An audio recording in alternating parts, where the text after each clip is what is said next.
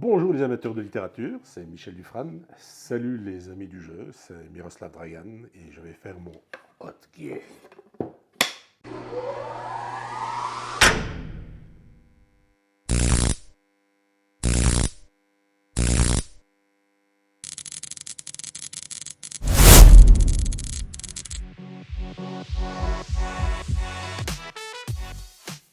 Bonjour à tous, j'espère que vous jouez bien.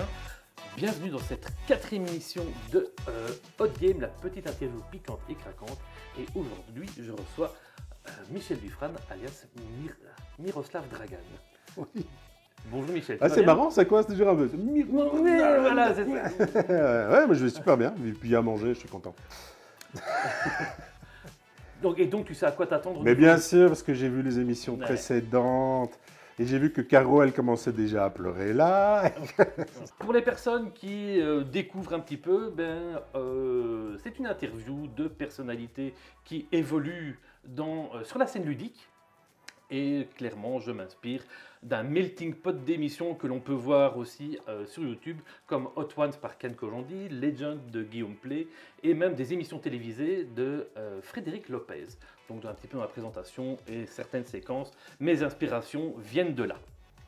Et on a de la chance, parce qu'on pourrait avoir une épreuve des poteaux, devoir cuisiner en se faisant insulter et tout. Enfin, Et bouffer du surströmming. donc on a du bol. Merci à toi. Si un jour le concept d'émission doit changer, je pense qu'au niveau de la nourriture, il y a moyen de faire des chouettes trucs. Donc, avant de commencer, si vous voulez donner un petit coup de main à la chaîne, les commentaires, les abonnements, activer les notifications, ça aide grandement la chaîne. Et merci par avance à tous de faire ce genre d'action. Oui, surtout en commentaire, mettez par exemple votre jeu préféré, votre bouquin préféré.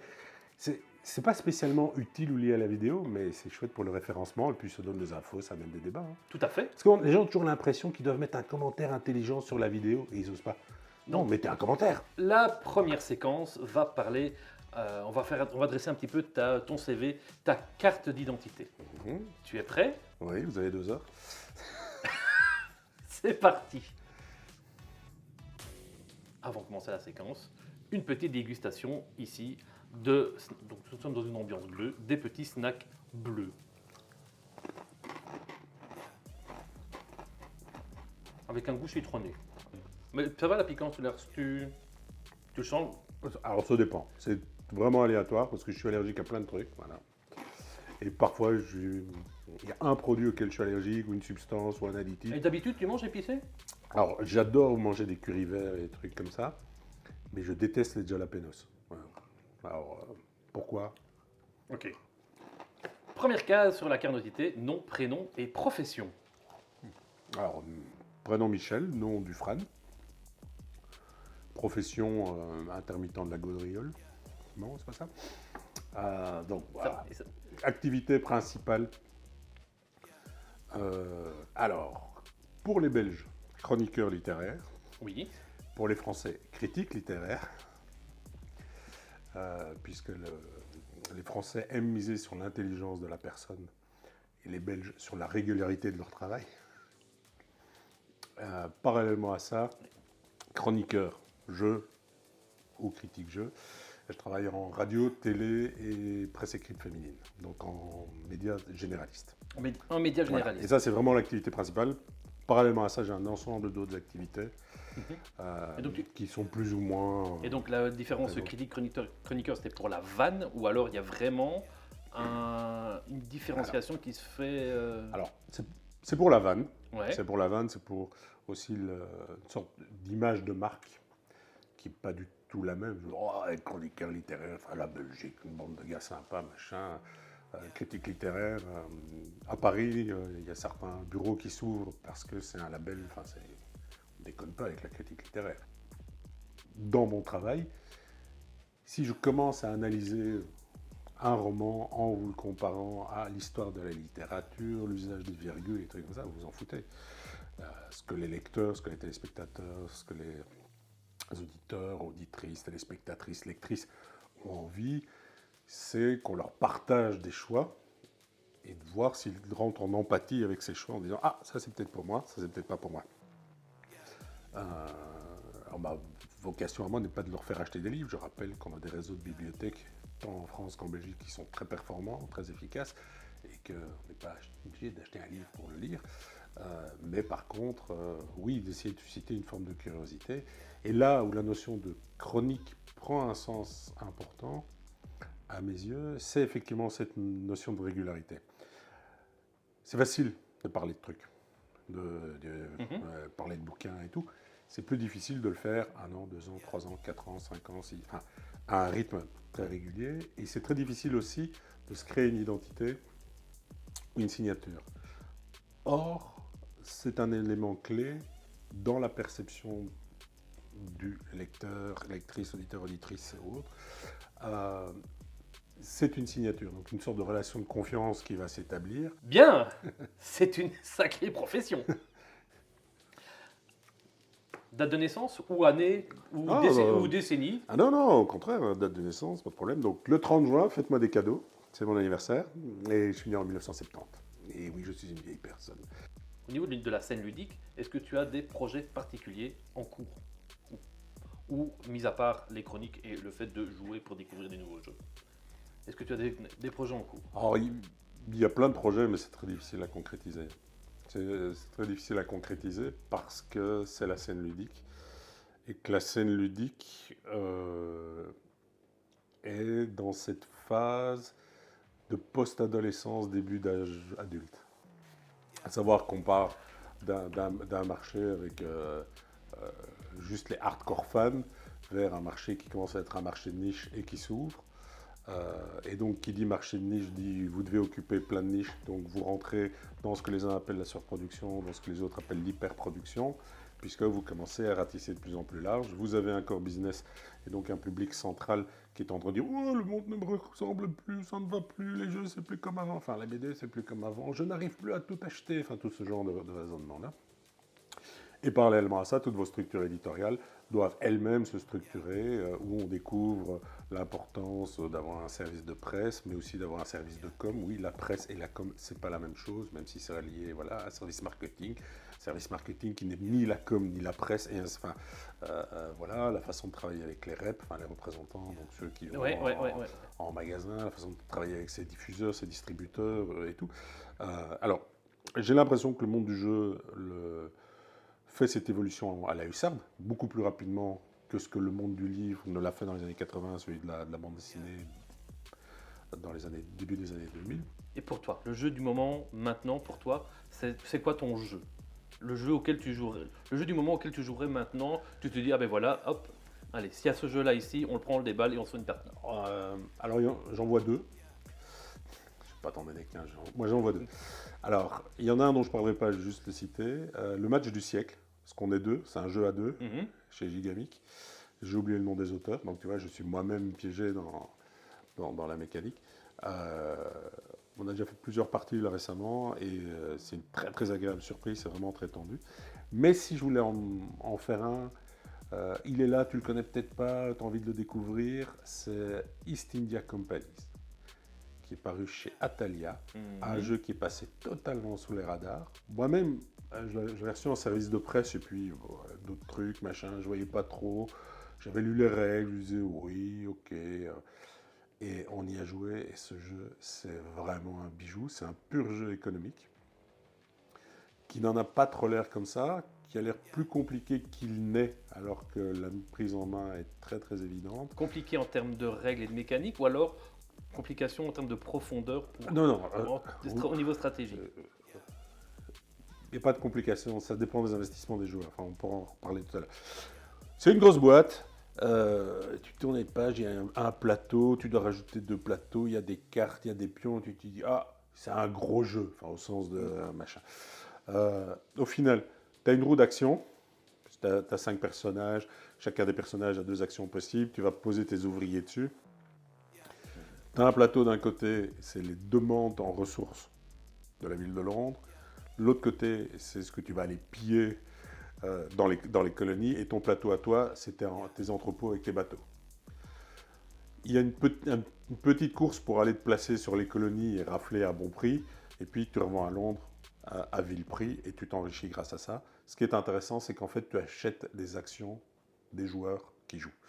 Donc je peux acheter des actions de ta compagnie, celles de nos adversaires, vous pouvez acheter les miennes, je peux acheter les miennes, et ainsi de suite. Et c'est un pur jeu d'économie, totalement retors. Je vais vite résumer la dernière partie où je me suis fait rouler dessus. Ça se joue en 5 tours. À 2 tours de la fin, donc en plein milieu de jeu, il y a un de mes adversaires qui commence à m'étouffer. Mais vraiment, tous les coups qu'il fait sont là pour me piéger et ma compagnie n'arrive pas du tout à se développer. Avant-dernier tour, même chose, avec une forme d'acharnement. Donc voilà. Il dit, ouais, gars, ah ouais, et les autres continuent à se développer. Et le dernier tour, et là, le fronton en disant, mais je suis tombé dans le piège, et les autres pigent aussi, on vient de se faire avoir. Il met tout en œuvre pour que je réussisse très très bien. Pourquoi? Parce qu'il a raflé énormément d'actions de ma boîte, de ma société, de ma compagnie. Et donc, le dernier tour, je surproduis, je surréussis le tour. Ma compagnie gagne une valeur monstrueuse. Et comme il est propriétaire de la majorité des actions de ma compagnie, il gagne la partie. Et donc, en gros, j'ai travaillé pour lui. Et moi, je me suis retrouvé dans ce dernier tour avec un dilemme qui était, est-ce que je me saborde moi pour pas qu'il gagne, parce que j'ai tilté, mais comment vont réagir les autres? Quel type de coup ils vont faire eux? Donc, est-ce qu'ils peuvent gagner ou pas? Ou est-ce que je me dis, ok, j'optimise pour vraiment bien gagner, je sais qu'il va gagner énormément aussi, et je vais compter sur les autres pour que eux le piègent un peu, et donc au pire, ok, je gagnerai peut-être pas, il y a peu de chances que je gagne, voire il n'y a quasiment aucune chance, mais au moins je serai deuxième, et les autres seront très très mal, ou voilà. Et donc, ces dilemmes-là sont extraordinaires. Et la mécanique, ça joue. La première partie, tu mets 1h30, un truc comme ça. La deuxième partie, tu la déroules en 1 heure. Et tu te souviens des parties précédentes et t'en veux aux autres. Oui, c'est toujours avec le même groupe de joueurs. Tu fais super gaffe à tout. Et comme il y a un peu d'aléatoire, des trucs comme ça, mais au final, très peu. Mais que c'est un aléatoire contrôlé. Puisque tu le vois, enfin, l'aléatoire, c'est sur les ressources qui seront disponibles ou les demandes qui sont faites. Enfin, le rapport offre-demande, c'est un pur jeu économique. Et c'est un jeu que je vais faire jouer à mes ados en disant, voilà, regarde, je vais savoir comment fonctionne l'économie, c'est ça. Le principe de l'offre et de la demande, c'est ça. Dernière question avant de passer... Ah, j'ai faim, là, donc... Une couleur de pion préférée? Aucune, celle qui reste. Celle qui reste? On m'en fout. Donc, tu disais que tu es un vieux con. Ah ouais, vraiment, ouais. Mais il fut une époque où tu étais jeune et con. Ouais, peut-être un peu plus intelligent, je sais pas. En tout cas, idéaliste. Eh bien, on va parler un petit peu de cette époque-là maintenant. Waouh. Allez, du verre. T'as bien le wasabi? Ouais, c'est wasabi, ça. Ça, je les ai à la maison. Alors, ils sont assez traîtres, parce que certains ne piquent pas très fort, et puis t'en as tu d'autres. t'en chopes un, et tu... Voilà, et tu le sens monter tout de suite là dans le nez. Et donc, tu te trouves, toi, donc, plus jeune et plus intelligent sur cette photo. Où tu te fais braquer par... Mon grand-père. Par ton grand-père. C'est mon grand-père, ouais. Tu as quel âge là sur la photo? Je pense que c'est 4 ans. C'est 3,5 ou 4, quelque chose comme ça, ouais. Une petite explication sur le fait que tu te fasses braquer ou...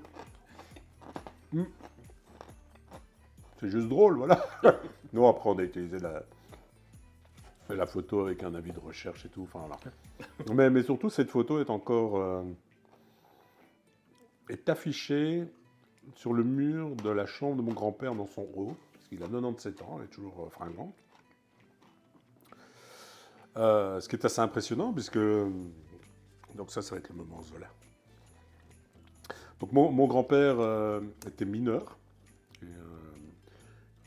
originaire du Borinage. Ma grand-mère était couturière. Et donc il a commencé à travailler à la mine, je sais plus, 10 ans, je pense, un truc comme ça. Enfin, il a pas terminé... Alors, il n'a pas terminé son école primaire, mais comme le maître d'école le trouvait intelligent,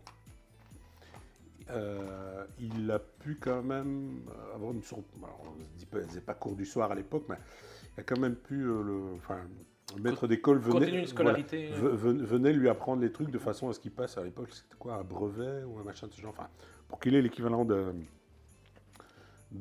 l'école primaire. Du CEB. Oui, du CEB aujourd'hui, alors je ne sais pas en France, bon, voilà. Donc en tout cas qu'il puisse avoir son diplôme d'école primaire. Mon grand-père a une orthographe incroyable et une qualité d'écriture fabuleuse. C'est impressionnant. Alors, même mes ados, quand papy écrit un mot, ils sont... Il a une belle calligraphie. Ah oui, il a une calligraphie, mais impeccable. Donc il était mineur. À un moment, il est sorti du trou pour travailler sur des trucs techniques, les échafaudages, l'électricité et tout. Donc il s'est formé il est devenu électricien dans les mines et tout. Et là, il a fait une chute d'échafaudage de 3 étages. Il en a réchappé, mais avec des vertèbres fendues ou des trucs comme ça. Et c'est à ce moment-là qu'il est devenu, en métier improbable, portier dans une banque, dans un grand siège d'une banque belge nationale au centre-ville de Bruxelles. Il était portier, donc en uniforme avec sa casquette, il ouvrait les portes aux gens et tout. Et donc il a terminé sa carrière comme ça. Donc voilà. Alors pourquoi alors, oui, on jouait, mais la casquette que j'utilisais comme casquette de flic. C'était sa casquette. En fait, c'était sa casquette, de portier. Sa casquette de portier. Lui a sur la tête un casque qui devait être un casque jouet de GIS américain, un truc comme ça, qu'on achetait sur les marchés avec des grands soldats, pas des petits soldats, les formats intermédiaires, voilà. Puis voilà. Et maintenant, il y a encore cette photo sur son mur avec armé et dangereux. T'es né à Bruxelles ? Alors moi, je suis né à Bruxelles. Ouais. Je suis né à Bruxelles, j'ai quasiment pas quitté le quartier où je suis né. Je suis né sur les hauteurs du parc du Den, voilà, d'où mon côté supporter de l'Union Saint-Gilloise, pour ceux qui me suivent sur les réseaux, voire même ceux qui me voient en matinale, parce qu'avec Ibi Mouzaki, il y a énormément de blagues sur les résultats de l'Union, hein, et donc moi je suis né là-bas. T'as des frères et sœurs ? Pas du tout. Ouais. Fils unique ? Alors, fils unique et né dans un contexte, donc on est né en 1970, assez particulier, puisque je n'ai pas de père. Donc, ma mère est ce qu'on appelle à l'époque, non pas mère célibataire, mais fille-mère. Fille-mère, oui. Voilà. Donc, ce qui est... Voilà, c'est pas les années 2000 quand on est dans ce contexte-là. Non, je me doute. Voilà, donc non, ni frère, ni sœur, ni cousin, ni nièce, ni rien. Et donc, pour toi, à l'époque, le jeu, c'était quoi ? Un rêve, monsieur, un rêve, un truc que je rêvais de faire avec des gens et que je ne faisais pas. C'était quoi les jeux de l'époque, donc dans ton enfance, alors, les jeux qui te faisaient rêver, que tu disais, j'aimerais tellement pouvoir faire ça avec... Alors, il y a enfance et enfance. Donc, l'enfance, on va l'arrêter à l'adolescence. La bascule, c'est à l'adolescence. Oui. On arrête à l'enfance. J'avais des jeux. Donc, j'ai reçu... Non, je ne peux pas être comme la plupart des gens à qui on pose la question. Alors j'ai commencé avec le Monopoly et tout. Non les gars, non. Parce que je ne jouais pas, tout simplement. Le premier jeu que j'ai reçu, c'est un Milborn en néerlandais. Yeah. Pourquoi en néerlandais ? J'en sais rien. Peut-être qu'il était moins cher en promo ou que ma mère n'a pas fait gaffe. Enfin, j'imagine qu'il devait y avoir des raisons contextuelles. Je suppute que c'est un côté... cette version-là était moins chère et ça permettait de faire un cadeau et tout. Donc j'ai joué un peu au Milborn sans connaître les règles, puisque mes grands-parents ne parlaient pas néerlandais, ma mère ne parlait pas néerlandais. Ah oui, donc on ne parlait pas néerlandais. On ne parlait pas néerlandais, non. Okay. Ah non, il n'y avait aucune raison que ce truc soit en néerlandais. D'accord, je l'ai encore. Hein. Donc on a interprété les règles, donc on a joué un peu un truc qui était bizarre, mais voilà. Je me suis inventé des règles pour jouer seul. J'ai reçu un Monopoly aussi à l'époque. Et donc tu jouais seul ? J'y jouais seul, ouais. Je jouais seul. J'inventais des trucs pour jouer au Monopoly. J'avais un Stratego. Tu perdais ? Bah oui, évidemment. Évidemment, parce que quand tu joues seul, tu crées des règles. Au moment où si tu as l'impression de gagner, ça ne va pas. Donc tu vas créer des règles pour que ce soit hyper compliqué. Et alors, aujourd'hui, il y a une sorte de rivière de cartes qui bougeait comme ça. Et il fallait toujours que ce soit la carte la plus désavantageuse pour moi qui passe la première. Voilà, mais En gros, je jouais pas, mais je passais beaucoup de Du temps temps. à tripoter ces trucs et à monter. J'avais un Stratego, un Mastermind, qui était toujours très étrange parce que ça me fascinait. On est dans les années 70, il faut voir les couvertures de jeux de l'époque. Et donc le Mastermind, c'est un mec qui est assis avec une cigarette, C'est un ça, verre d'alcool, en costume. voilà, et en- une longue asiatique, une longue femme asiatique, profil espion à la James Bond, que ça. Enfin, c'est horrible la façon dont j'en parle en 2023, mais c'est pour que vous représentiez le truc, comme ça, qui est sur son épaule. Je sais pas, elle a peut-être un film, s'il a fait un truc. Et tu te dis, t'es un gamin, aujourd'hui, incompréhensible, mais voilà. Donc là aussi, j'avais inventé des trucs, espèces de cartes, euh, alors pas un Turing Machine, mais espèce des trucs compliqués. Stratego, ouais, voilà. Là, il y a tous les jeux auxquels je jouais. Alors parfois, pour me faire plaisir, les adultes acceptaient de jouer avec moi, mais tu voyais bien que ça les amusait pas. J'ai quelques souvenirs mémorables. Alors du Cluedo, parce qu'il y a une copine de ma mère qui acceptait de jouer quand elle venait, donc on jouait à trois. Et c'est quelqu'un qui n'avait pas de filtre, donc qui disait en permanence tout ce qu'elle pensait. Donc au Cluedo, c'était « Oh, mais qu'elle est moche, cette vieille !» Madame Belmanche. Oh, c'est quand même une jolie femme. Madame Rose. Donc c'était surréaliste. Ouais, donc tu as dit tout à l'heure que donc, l'enfance, tu vas l'arrêter à l'adolescence. Ouais. Il s'est passé quelque chose à bah l'adolescence oui. où tu as eu une bascule comme Ah ça. ouais, Donc, l'alcool, les femmes, la drogue. Hein, non, c'est pas vrai. pas bah, que. là, Il y a pas- ça, c'est la première bascule, et après, il y en a une deuxième qui est. Non, alors la vraie bascule, là où je passe du côté obscur de la force, c'est ma maman m'offre un truc que je lui réclame à corps et à cri, qui est dans le catalogue Belgique Loisirs, hein, France Loisirs pour les Français. Voilà le truc. La boîte d'un jeu avec une vraie connotation culturelle, car ça fait référence à une œuvre majeure de la littérature, L'Appel de Cthulhu. Voilà. Donc la boîte, il est dans le catalogue Belgique Loisirs. La boîte n'est pas encore sortie. Si. Ah bah oui. Sérieux? Ah bah sérieux. L'appel de Cthulhu. Ah oui, Donc la boîte de jeu de rôle. Oui, la boîte de jeu de rôle, édition Descartes, donc la deuxième édition américaine, qui est en fait la première édition française. Ouais. Ah Donc bah on est en mince. 83-84, un truc comme ça. 83, je pense. Ça, il faudra vérifier. Mais en tout cas, il est annoncé, comme les catalogues sortent de 6 mois en 6 mois, ou un truc comme ça, il est annoncé, mais le jeu n'est pas encore sorti. Alors, moi, ce truc m'interpelle, parce que là, je suis au collège. Alors, je rappelle à nos amis français que collège, c'est un espace, un bâtiment en Belgique, c'est pas une classe d'âge. Oui. Voilà. Donc, je dois avoir 13 ans, quelque chose comme ça. 12-13 ans. Il y a le grand frère d'un pote, un grand, qui doit avoir 15 ans. C'est grand. Hein. Voilà, Quand on a qui 13, lui c'est grand. a découvert un machin qui est trop génial. C'est une boîte rouge avec un dragon, Ouais, donjon dragon, et qui veut nous faire jouer. Alors on joue, et c'est une catastrophe, c'est chiantissime. Enfin, voilà, c'est pur donjon le truc. Enfin moi ça ne m'amuse pas, je trouve. Mais en même temps, c'est social. Enfin il y a des mecs autour d'une table, on jette des dés, donc. Et une histoire qui se raconte. Et, oui, enfin bon. Ouais, voilà, la première édition de Donjon, les premiers donges. C'est du porte-monstre trésor. Porte-monstre trésor. Donc ça m'intéresse pas trop ça, mais il y a quelque chose. Et là, en discutant avec d'autres grands frères, hein, qui eux ont beaucoup de maturité, ils devaient avoir 16 ans, eux disent ah non, alors Donjon Dragon, ça c'est un truc pour les teubés. Hein. Il y a le machin qui va arriver, dont tout le monde parle, c'est l'Appel de Cthulhu. Ça c'est le truc, ça c'est pour les adultes.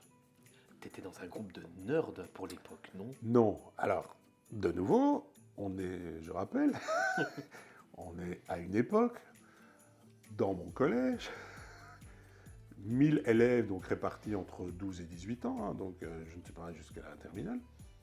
7 filles, hein, parce que la mixité vient seulement d'être acceptée dans les écoles. Hein. Ah oui, oui. on est là. On en est là. Donc, c'est pas un groupe d'honneur, c'est juste des mecs. C'est un groupe de mecs. Et parmi les groupes de mecs, il y a ceux qui écoutent de la pop, ceux qui écoutent Pink Floyd, il y a ceux qui aiment ABBA, et ceux qui aiment les débuts de Metallica, et ben voilà. Et puis, Mais mine de rien, tu t'orientes vers ces gens-là, mais ça reste, voilà, ça reste un collège UP bruxellois. Cette année-là, il y avait eu 2 grandes révolutions. On tolérait les filles et on supprimait l'uniforme. Ouh. Cela dit, il fallait pas venir habillé en couleur, les gars. Hein. Quand même, les couleurs, on n'est pas au cirque non plus. Voilà. Et donc, de fil en aiguille, enfin les frères machin, et il y a ce truc, appel de Cthulhu. Et j'avais été amené à lire une nouvelle dans le cadre du cours de français, qui est le Cauchemar d'Innsmouth, de Lovecraft, et j'avais trouvé ça mais génialissime. Ce texte est un des meilleurs textes. La prof qui t'a fait dire ça? Le prof. Le prof. Non, on revient sur la notion de mixité. Oui, parce que c'est dans le programme scolaire, le fantastique, le policier, enfin voilà. C'est tout, voilà. C'est toujours dans les programmes. Voilà, c'est dans le programme, donc il y avait ça. Et lui, il avait décidé que la science-fiction, c'était la guerre des mondes de Wells. Et voilà. Et donc moi, je tanne ma mère, je vois ça chez Belgique Loisirs, le jeu, l'appel de tout, je veux ça, machin. Donc on va chez Belgique Loisirs, je pense qu'à l'époque c'était à City 2 ou un truc comme ça. Et les mecs disent, oh bah non, on n'a pas ça. Dans le catalogue, oui, mais vous savez, ça va peut-être sortir plus tard. Voilà. Frustration. Voilà, frustration. Donc ma mère m'offre quand il sort, mais je ne vais pas dire les premiers jours, mais quasiment. Enfin, c'est vraiment quand il arrive, elle m'offre, et c'est une révélation. C'est une révélation, un jeu où tu peux raconter des histoires, tu peux tout faire. Et là, je fédère les potes autour de moi et on commence, mais on joue tous les week-ends.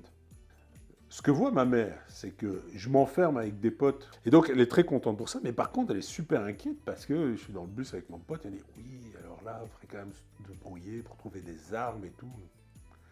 Et là, elle commence à s'inquiéter un peu. En se disant, mais quel est ce loisir étrange? Évidemment, l'ado ne va pas lui dire, bah, d'ici, c'est que de l'imaginaire et tout. Elle dit, ah, ouais, vous avez des drôles de conversations. Puis elle me voit sur mon temps libre, prendre du papier, faire des pentacles, essayer des trucs.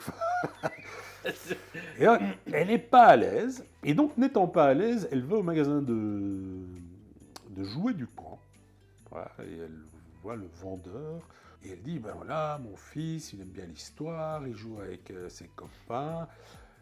Mais ils font des trucs bizarres, ce jeu de rôle, je ne sais pas trop. Parce que je voudrais quelque chose qui soit un peu plus visible, un peu une sorte de Monopoly. Enfin, en gros, elle veut un jeu de plateau, comme ça on sera dans le salon, ce sera clair. Et le gars, il dit, mais madame, fils a 13 ans, il joue à nombreux, ils aiment l'histoire.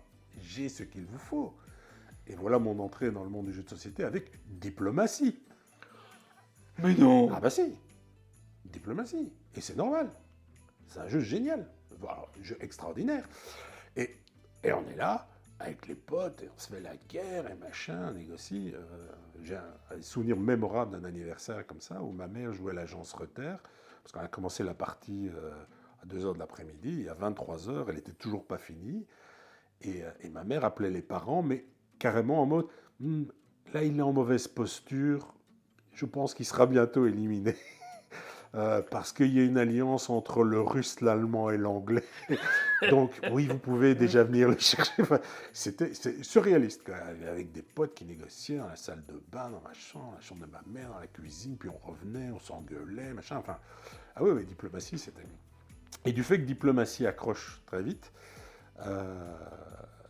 ma reine va chez Colruyt. Donc, grande surface, Carrefour, enfin voilà, Leclerc, voilà. Général, ça, c'est de l'alimentaire. Voilà, et elle regarde au rayon jeu, et elle voit un truc, elle se dit, oh, ça ressemble à de l'histoire, ça a l'air bien, il y a un chevalier sur la couverture, et je reçois Fief. À l'époque, le jeu, c'était considéré comme une activité pour les jeunes et pas pour les adultes? Alors, pour les adultes ultra geeks, Il y en avait. il commence à y en avoir. Alors, mais ils n'ont pas pignon sur rue. Alors si, oui, enfin, le jeu est... Maintenant, le geek, c'est chic, tu peux te revendiquer. Ça oui, non, le geek, c'est chic. Non, mais de nouveau, il faut se remettre... Le loisir ludique n'est pas né avec les colons de Catane, hein, les gars. C'est un truc qu'on oublie, mais le wargame, c'est l'âge d'or. Ah ouais? Avalon Hill, Victory Games, ils te sortent des trucs à plus savoir qu'en foutre à l'époque, t'as plein de jeux. Et donc, à travers ces éditeurs de Wargame, moi, j'ai découvert Civilisation, par exemple, parce que c'est Avalon Hill qui le publie, avant qu'il arrive chez Descartes. Et donc, nous, on va jouer à Civilisation. Civilisation, c'est un mélange, pour nous, dans notre conception, de fief, de diplomatie et d'un Wargame. Voilà. Et donc, c'est un truc naturel. L'univers du jeu de rôle fait peur, hein, et puis ça va amener Mireille Dumas et compagnie. Mais là aussi, il faut se rappeler, c'est un moment où il y a des JT qui s'ouvrent en disant cimetière profané par des joueurs de jeux de rôle. On n'annoncera jamais 6 mois plus tard cimetière profané par des jeunes néo-nazis, enfin des trucs comme ça. Mais, c'était les joueurs de jeux de rôle, c'est satanique, c'était machin, un truc. Donc, premier loisir. Le wargame. Ouais, mec vraiment étrange. Qui joue des nazis. Qui joue des nazis, qui aiment les empires coloniaux et trucs comme ça, qui se regroupent entre eux. Enfin, voilà, donc le jeu a un statut un peu étrange, mais existe. Voilà. Et puis, je pense, de nouveau, moi, j'ai une vraie révolution ludique avant d'arriver à Catan, Rencontre cosmique. Cosmic Encounters, qui est un vieux jeu, hein, parce qu'en version américaine, je pense que c'est dans les années 70, dans la version des cartes, ça doit être dans cette zone-là, 82, 83, 85, enfin cette zone-là, qui pour moi est la quintessence du jeu de société et qui... Alors c'est toujours difficile dans les discussions de l'amener comme tel, mais ici je vais oser parce qu'on est des fous, qui pour moi est la vraie pierre angulaire du jeu moderne. Parce qu'elle va conditionner les créateurs de jeux modernes à comprendre des trucs. Et c'est un jeu qui ne se refera plus jamais, et c'est bien dommage, enfin j'espère qu'on reviendra à ça, même si j'ai senti dans La Familia un peu de rencontre cosmique. C'est un jeu asymétrique. À l'époque, c'est une révolution. Donc asymétrique, chaque joueur... Chaque joueur pioche une nation extraterrestre. Et va jouer différemment. Et va jouer différemment. Bon. Mais au même jeu. Donc c'est pas route, où les règles sont les mêmes, oui. mais chacun va jouer différemment. C'est un jeu asymétrique, qui à l'époque, c'est une révolution. La grande asymétrie, c'est les échecs, il y a les blancs et les noirs. Non, enfin déjà dans Civilisation, il y a des formes d'asymétrie. Et dans le positionnement de diplomatie, il y a de grosses asymétries. Mais enfin, une vraie asymétrie assumée et un total déséquilibre du jeu. Tu pioches tes cartes, tu vois ton pouvoir, c'est... Ah merde. Vous êtes les nulos, vous n'avez aucun pouvoir. Tu fais... Oh, putain. Et puis, tu as ton pote en face qui ricane. Je suis les machins. Enfin, tu ne le dévoilais pas tout de suite. Enfin, bon. Mais vous gagnez toutes les égalités. Tu ne joues pas au même truc. Et c'est la force du jeu. C'est l'implication des joueurs. Le mensonge, le fait que tu ne vas pas dévoiler tout de suite qui tu es. Le fait que, mine de rien, on va avoir besoin de toi pour gagner, même si notre pouvoir est très fort, et tout ça. Et c'est tout ça qui crée une sorte de... c'est l'héritage de diplomatie. Après, effectivement, il y a Catan qui arrive, mais quand tu me demandes de parler de Catan, moi, je dirais, ce que j'ai appris à Catan, en jouant à Catan, c'est pas une révolution pour le monde du jeu, j'ai appris qu'on pouvait être méchant en jouant. Et jusqu'alors, j'avais des jeux retors, bienveillant. Diplomatie. Alors, bienveillant. Diplomatie et bienveillant. Ouais, c'est ça. Si, parce que d'entrée de jeu, tu connais le truc. Tu connais ton board. Tu joues Autriche-Hongrie. Tu pioches Autriche-Hongrie. Tu regardes qui sont les autres. Tu sais que tu vas déjà souffrir, mais tu connais le jeu. Catan, ça a l'air gentil. Je trouve qu'il y a une très belle gestion du hasard. J'aime bien de la courbe et tout, ben voilà. Mais par contre, moi j'ai été dégoûté, salut Valou, par quelqu'un qui ne joue que la gagne et par exemple qui refuse de négocier, qui refuse des échanges, qui bloque le jeu, qui construit des routes qui n'ont aucun intérêt pour elle, mais que par contre, ça bloque ton jeu, tu vois. Avant de passer à l'évolution de ton parcours, imagine-toi que tu as ce petit gamin à côté de toi. Tu auras un message à lui faire passer. Alors, je lui dirais, quand tu as 17 ans, que tu passes ce qu'on appelait l'examen de maturité en Belgique, qui n'existe plus et tout, qui était une sorte de bac. Oui, parce que est-ce qu'on est encore mature maintenant dans nos âges. Et que je passe devant le directeur collège, qui avait la question de « Et qu'est-ce que vous voulez faire plus tard ?»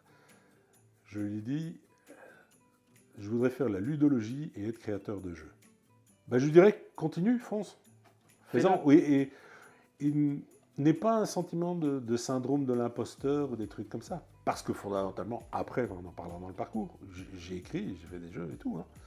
Mais je ne le revendique pas, je l'ai oublié, enfin, c'est une sorte de... Voilà. Donc, range ton syndrome de l'imposteur, fonce, fais ces trucs-là et assume, voilà. Bien. On mange. Pardon? Oui, on va manger. Tu connais ce genre de chips triangulaires je les ai à la maison. bien connus? Ceux-là? Ouais, ceux-là. C'est un paquet noir. Non. C'est pas celui-là? Non, c'est pas un paquet noir. Ok.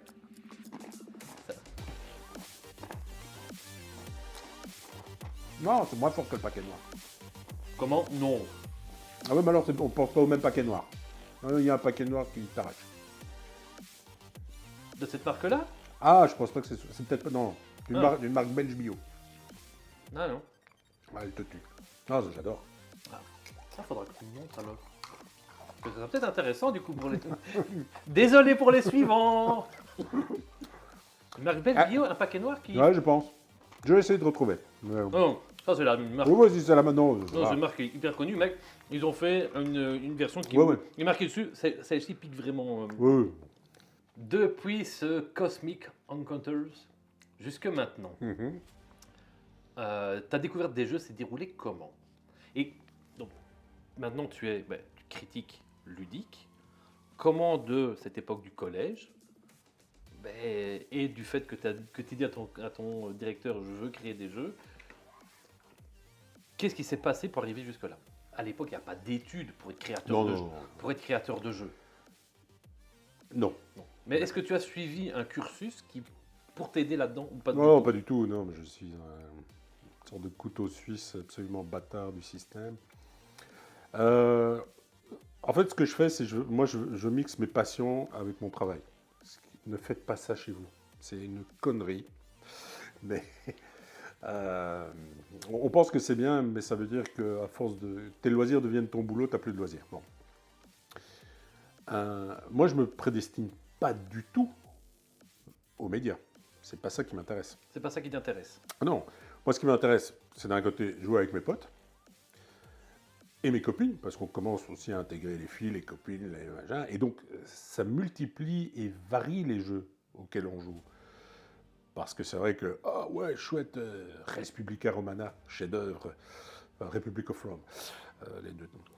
Chef-d'œuvre ludique, mais c'est entre mâles qui ronchonnent, machin. Les copines arrivent, hop, on passe sur d'autres choses. Des jeux plus drôles, des jeux moins longs, des jeux avec d'autres types d'ambiance, des jeux de mots, enfin les choses se mélangent. Ou alors, des jeux qui sont paradoxalement tout aussi longs, qui prennent autant de place et tout, mais dont les thématiques les excitent plus. Comme je disais, moi je suis né du côté de la butte du Parc du Den, donc à côté d'un magasin, quasiment à côté d'un magasin qui s'appelait Casse-Noisette, que les Belges connaissent bien, avec une équipe là, enfin, dont le patron, fasciné par les jeux allemands, et qui ramène des trucs en allemand, qui fait ses propres traductions à la va comme je te pousse, qui glissait le feuillet dans la boîte. Le feuillet dans la boîte. Et donc, quand un quête qui rentre, enfin, c'était Dédale au cinquantenaire, où j'achetais mes jeux de rôle et mes wargames, et Casse-Noisette, les jeux de société. D'accord, voilà. Ouais, c'était les groupes. Voilà, et j'avais mes groupes, donc énormément de jeux de rôle, alors, beaucoup. Donc Toulouse et Cyberpunk principalement. Et puis j'avais mes joueurs de wargame et mes joueurs de jeux de plateau. Enfin voilà, c'était des groupes. Et les groupes se mélangeaient pas trop, paradoxalement, mais chacun avait son truc. Et donc quand un jeune adulte, grand ado, enfin tu rentres chez Casse-Noisette, tu dis alors moi comme expérience, j'ai Cosmic Encounters, Diplomatie et... On te regardait comme ça. et FIF, non, mais non, parce qu'en même temps, je ne suis pas le seul, il y a plein de gens. Enfin, dans mon entourage, beaucoup ont cette expérience-là, parce qu'on a le même âge, parce qu'on vient... Et donc, vous étiez... Mais donc tu arrives chez... J'ai oublié son prénom. Bah, tu arrives chez le gars et il dit ce qui est possible pour vous, tout ça. Bah oui, tout est possible. Alors tu dis plutôt ça ou plutôt ça? Ah, ça vous allez moins aimer parce que. Ah, ok, ça c'est. Et donc je découvre des mecs. Je suis un grand fan du boulot de Friedman Fries. Oui, oui, oui. Donc, Funkelschlag, Fischer Frikadellen, Fezandri, enfin, ça c'est le dernier. Donc, parce que ces jeux sont toujours systématiquement moches, ces jeux sont totalement imparfaits et déséquilibrés, et c'est assumé. Et c'est ce que je retrouve, c'est cet héritage Cosmic Encounters où tu dis, quoi qu'il arrive, il se passe des trucs. Funkelschlag, enfin Megawatt, est déséquilibré. Haute tension. Haute tension. Est déséquilibré. Et pourtant, c'est un super jeu. Oui, voilà. Et il se passe des trucs. Donc moi, je commence à faire mes études et je fais des études de Je suis psychologue. Voilà. Je suis psychologue, mais avec une visée bien précise, qui est, je rentre en psycho à l'ULB parce que la fac a une bonne réputation en psychologie du travail et des organisations.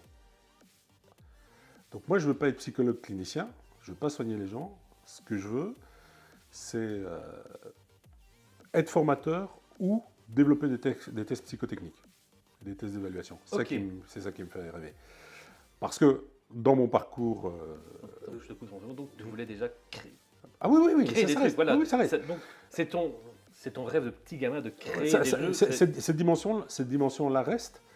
Ce qui m'intéresse, c'est comprendre l'humain et décortiquer le truc et voir comment on arrive à l'améliorer, le former. Donc il y a cette dimension, et le jeu de rôle à travers la dimension formation probablement, voilà. Il y a les dimensions. Alors les études que j'ai faites quand j'étais collégien, j'ai fait latin maths. Donc c'était la grande époque où, je sais plus, j'avais 12 ou 16 heures de maths, ou plus des heures complémentaires et tout. Donc on pouvait avoir des semaines à 18 heures de maths. Tu bouffes de l'intégrale et des trucs comme ça, de la fonction, c'est pas ce qui m'excitait le plus. Et parfois ça pique aussi. Par contre, fan de proba, de stats et tout, je trouve ça génial. Et ce qui est intéressant, c'est que quand j'arrive en psycho, le cours qui ramasse 2/3 de la première année, donc ce qu'on appelait les candis à l'époque, et aujourd'hui sont les bacs, c'est le cours de stats. Parce que il bite que rien. Hein. Et moi, au cours de stats, je fais 20 sur 20. Je suis très systémicien dans l'âme. C'est-à-dire que je considère qu'un système, c'est plus que la somme de ses parties. C'est la somme de ses parties et des interactions entretenues entre les parties. Alors, c'est Aristote à la base, mais bon, en psycho, c'est von Bertalanffy, et théorie des systèmes, c'est l'école de Palo Alto, Wasslavitz, Bateson, enfin ce genre de choses. Et pour moi, le jeu, c'est ça. Le jeu, c'est un modèle systémique. Un beau matériel, c'est une chose. Une bonne règle, c'est une chose. Des joueurs, c'est une chose. Et puis, il y a les interactions. Il faut les trois. D'office, parce que là, on ne peut pas... Mais les trois vont faire... Le jeu, c'est les trois. C'est l'interaction.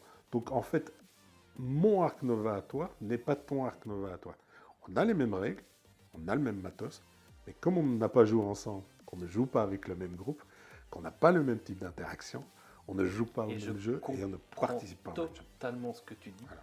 Parce que j'ai plein de potes qui adorent, mais ils se donneraient pour avoir parfois la boîte Battlestar Galactica. Galactica, oui. Voilà.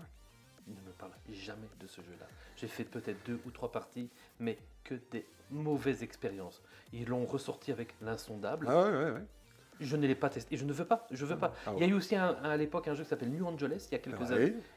C'est plus ou moins aussi le même système comme ça, où vraiment tu peux subir ta partie et même essayer de t'engager, mais même ta voix ne compte pas. Donc tu subis toute ta partie, quoi que tu dises, quoi que tu fasses, il n'y a rien, tu n'arrives pas à te développer, tu te sens inutile à la partie. Il y a vraiment ce cas de figure qui peut arriver, et je n'ai vécu que ça. Je dirais ou pas. Voilà, moi je n'ai vécu que ça, et donc quand j'entends Je fais souvent des week-ends des Mhm. week-ends ludiques, Ah oui, mais etc. Battlestar. Voilà, il y a toujours un Battlestar qui se fait et les gens se disent ah il y a un Battlestar, tu vois Deadwood, ouais moi. Non, non, no way, no way, no way, no way. Ah, voilà. Mais je comprends ce que tu Et dis, donc, c'est pour, que pour moi, et cet élément est important parce que je pense, enfin, à mes yeux, je pense que, et on va revenir à des éléments dits précédemment, je pense que le jeu étant systémique, on ne peut pas avoir de critique ludique. Parce qu'on ne peut pas avoir de modèle objectif, objectivable, de corpus théorique, historique, objectivable, car l'intérêt d'un jeu, c'est les sensations qu'il propose, wow. à travers les interactions qu'il génère.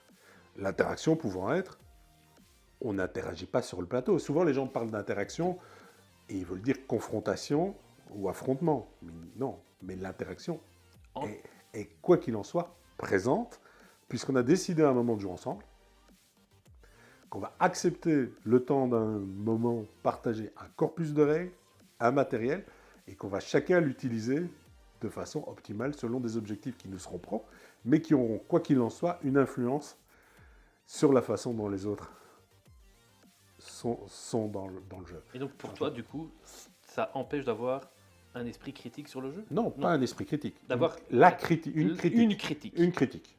Une critique. Tu ne pourras avoir que de la chronique, je dirais. Donc, D'accord. un avis exprimé, destiné à un public, avec toute la subjectivité que tu auras dedans. C'est ça qui t'a donné envie de faire des chroniques sur le jeu ou c'est... Non, le truc, c'est que je joue tout le temps, je Mhm. continue à jouer, et que de fil en aiguille, j'en arrive à travailler dans les médias, après avoir été chasseur de tête, avoir développé des tests psychotechniques, enfin, voilà, j'en arrive à bosser dans les médias. Et je suis juste étonné qu'on n'en parle pas. Moi, j'ai envie, ouais, je suis un prosélyte, j'ai envie de parler de ma passion. J'ai envie de dire, regarde, ben, regardez. Et surtout, j'ai face à moi des gens qui me disent, ah non, jouer, je sais pas, non, j'aime pas trop. Et ouais, attends, Parce que tu on penses va essayer ça. Et puis, t'essayes et ça marche. Parce que tu penses que ce genre de réaction viendrait du fait que le jeu est encore dans la tête de beaucoup de personnes quelque chose d'infantilisant, réservé Non. à un public jeune. Je pense qu'il y a plusieurs facteurs. Moi, j'aime bien aussi tout ce qui est multifactoriel. Il y a plusieurs facteurs. Il y a certainement une sorte d'aura jeu égale enfant qui persiste. Après, il y a les traumas du jeu. Nombre de personnes à qui tu parles, t'as envie de jouer à un truc. Ah non, quand j'étais petit, on devait faire un Scrabble le dimanche avec les parents. Il y a plein de gens qui se sont découverts joueurs au moment du Covid, ils ne le savaient pas. Ils ne le savaient pas, non. Ils ne le savaient pas. Donc moi, j'avais des rédacteurs, des producteurs ou autres qui disaient bah, le jeu, non, je vois pas l'intérêt. Et puis Covid arrive, t'as pas des trucs à nous proposer parce qu'on s'ennuie. Je dis, ouais, bah, t'aimes quoi? Ah, je fais déjà ça, je joue à ça, ça me donne. Bah, tu vois que t'es joueur. Ah ouais, c'est vrai que j'avais pas pensé. Enfin... Oui. Attends, moi j'ai un haut gradé de la maison RTBF qui m'a appelé un jour. On dit tiens, là ils ressortent HeroQuest. Ça vaut la peine que je l'achète? Je dis bah, ton salaire te le permet, mais ça n'a pas changé de l'époque. Ils n'ont rien fait d'autre. C'est juste un truc nostalgique. J'ai dit t'as encore ton ancien? Ouais, ouais, je l'ai encore. Bon, alors, tu peux t'en foutre. Ah ouais. Ben, j'ai quand même envie. Bah, fais-toi plaisir, alors. Non, mais voilà, donc ces éléments-là existent, mais on revient à cet élément, enfin, ce qu'on avait évoqué précédemment, de passer le pas et d'arriver à faire plus. J'adorerais faire plus, et je pense qu'il y a moyen de faire plus, qu'il y a moyen de réfléchir plus. Comme parallèlement à ça, tu n'as pas de médias généralistes qui parlent du jeu, comme le jeu n'est pas présent ailleurs. Alors, c'est faux, parce que, par exemple, moi j'ai bossé pour Science Fiction Magazine et pour Pavillon Rouge chez Delcourt. J'ai toujours veillé à ce qui est, comme j'étais rédac chef adjoint, j'ai toujours veillé à ce qu'il y ait des pages consacrées au jeu, parce que j'ai toujours considéré que le jeu était un produit culturel, grand débat d'aujourd'hui, identique, enfin alors, pas identique, mais au même niveau que le cinéma, que le DVD, que le livre et tout, voilà, ça doit exister. Alors certes, on a moins de pages et tout, variable d'ajustement, on revient à tout ça, mais Oui, il fallait que ce soit présent. Les dernières pages des pavillons rouges pour les éditions Delcourt, ben, on mettait du jeu. Dans les encarts centrales, j'ai fabriqué des jeux de société sur les persos phares des séries et tout. On l'a fait 2-3 fois, comme ça, pour montrer que ça existait. Enfin, donc, mais, ouais, t'as le sentiment d'être isolé. Mais le monde du jeu dans son développement et pour devenir adulte, quitter son adolescence, va devoir trouver des tas d'autres formes, des autres façons de parler du jeu, des autres façons d'amener le jeu. Voilà. Et il y en a déjà. Hein. Les cosplayers, le first player avec une façon de parler, amène des trucs à sa façon, mais aussi, j'en sais rien, moi, partie privée qui fait du live Twitch juste à deux, toujours en face cam, sur que du jeu dit expert. Après, on pourra discuter de la notion. Oui. Enfin, voilà, sur ce type de jeu. Enfin, voilà, et donc ces choses se multiplient. Qu'est-ce qui est intéressant, qu'est-ce qui l'est moins, comment ça peut se gérer, enfin, tout ça. Et ça permettra aussi d'arriver vers des médias généralistes. Et cette porte doit être passée à un moment. Et à partir du moment où la porte du média généraliste est passée, voilà les choses. Après, le marché va se structurer en niche et non, je ne jouerai plus à tout. Enfin, déjà maintenant, non, je pourrais discuter avec quelqu'un qui est tout aussi joueur que moi, mais on n'aura aucun jeu en commun. Tu crois que pour des sujets comme ça, comme le jeu de société, les médias généralistes sont quelque chose de viable pour toucher une communauté qui ne pas forcément de joueurs parce que on voit de plus en plus de créateurs de contenu qui vont s'adresser à une communauté, je veux dire, des gens qui sont déjà acquis à la cause du truc, mais ces communautés-là, tu crois qu'elles iraient vers les médias généralistes? Est-ce que tu penses que c'est deux choses. Alors, on va avoir cette fameuse discussion influenceur-journaliste. L'influenceur a pour vocation de parler au même dans le sens l'identique, hein, pas le petit truc marrant sur Internet. Oui. Donc, tu pars de ce que tu aimes, tu en parles à des gens qui aiment la même chose que toi, vous vous confortez et l'objectif c'est d'élargir. De trouver éventuellement des autres personnes qui ont, mais c'est ça. Qui ont la même vision. D'élargir ton assise pour que cette vision se rencontre et donc voilà. Moi, dans ma position de journaliste, c'est l'inverse. Je dois parler aux différents. Moi, je ne parle pas des jeux que j'aime. Je vais essayer de parler du jeu que toi, tu aimes. Que tu pourrais aimer. Voilà. Mais non, que toi, tu aimes. Et donc, moi, ce que j'ai 1,5 million de lectrices. C'est la merde, 1,5 million de lectrices. J'ai une bouteille et je balance la bouteille à la mer. Et je dis, il y en a combien qui vont se regrouper autour de la bouteille? Il y en a 10. Cool. 10 de gagné. Prochain coup, j'ai tenté là-bas. Voilà, c'est ça. Et c'est ça ton média généraliste. Mon grand problème, à moi, dans mon travail quotidien sur le jeu, c'est cette foutue nomenclature jeu expert, machin. Tu en parleras tout à l'heure. Et c'est un vrai problème. Voilà. Avant d'en arriver là, on va... Manger. On va parler d'une autre de tes casquettes, mais avant, effectivement, on va manger. Alors, ça aussi, c'est des... Bon, ça ressemble à la même chose que ce que tu as mangé, mais on va lui rajouter un petit truc. C'est une sauce qui s'appelle la sorcière. Ouais. Et parce qu'il y a une petite sorcière dessinée sur le truc. Non, vas-y, mets de. Ouais, là, ça va être dégueulasse. Des trucs tout pourris, là. Pas les laisser macérer. C'est vrai que sur les premières émissions, je le servais déjà à l'avance, mais du coup, c'est vrai que le chips épongeait la sauce. Si elle mettait un petit peu de galère, c'est sucré. C'est un arrière-goût de mangue. Si t'es en galère, il y a de l'eau, il y a de la crème fraîche, il y a du yaourt, il y a du lait et il y a du pain. Si jamais à un moment donné, ça commence à trop... Alors lui, il est traite parce qu'il n'attaque pas. Et après, il arrive. Oui. Il y a une espèce de goût de caramel comme ça, un peu étrange, que je trouve pas super pop. J'ai volontairement voulu prendre une sucrée. Que dans les autres, il n'y a pas ce petit côté sucre. J'ai pris un frais, j'ai pris un wasabi, un racine pour le truc dans le nez. J'espère que tu n'es pas sponsorisé par la sauce parce que je l'aime pas. Non, c'est acheté sur mes propres deniers.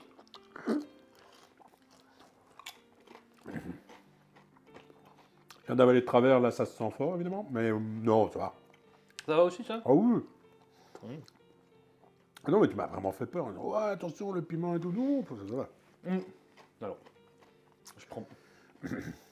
Celle-là, Bon, après, elle reste. Hein. Donc, il y a un moment. Hein. ton prédécesseur, Mhm. il s'arrêtait à la suivante, il n'a pas prise. C'est vrai? Ouais, et Oh, là, il a striké la bouteille d'eau. Ouais, il fallait pas tout de suite crème fraîche. Bon, par contre, sur les aftes, elle fait mal. Mais c'est un autre problème.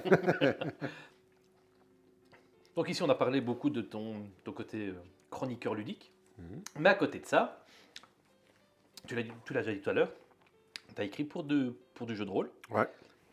Tu es écrivain aussi pour le livre de la BD. Enfin, scénariste. J'étais scénariste, ouais.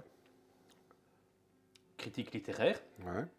T'as quoi d'autre encore comme casquette? Appelez ça, par exemple. Alors, j'ai aussi été. Tu m'as dit chasseur de tête Alors, aussi. J'ai commencé Moi, j'ai tout fait à l'envers. Hein. Donc, J'ai commencé chasseur de tête, puis j'étais développeur de tests psychotechniques. Et c'est pour ça que j'affirme que Turing Machine n'est pas un jeu. D'un point de vue systémique. Mais bon, c'est un autre problème. Pour me faire des amis et tout. oui, mais il y a peut-être des trucs. Peut-être pas tout. Mais chronologique est un jeu, par contre.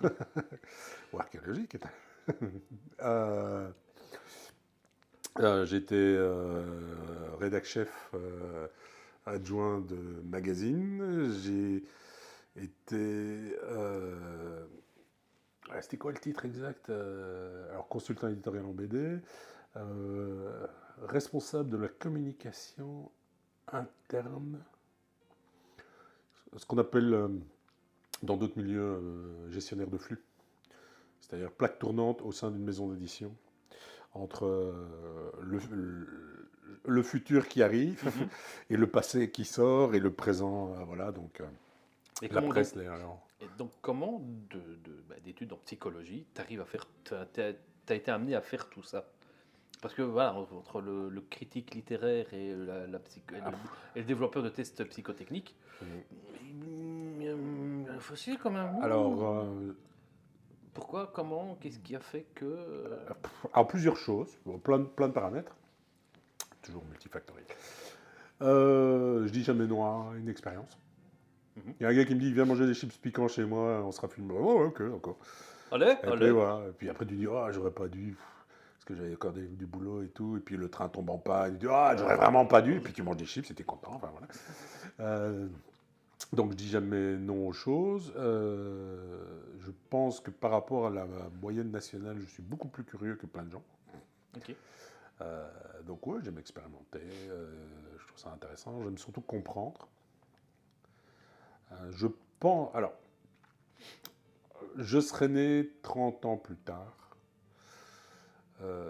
Ma mère m'aurait certainement amené chez le psy, enfin au PMS ou chez le psy, enfin PMS, donc centres psychomédico-sociaux associés aux écoles, comme ça les Français comprennent, ou chez le psy pour faire un diagnostic type HPI. Voilà.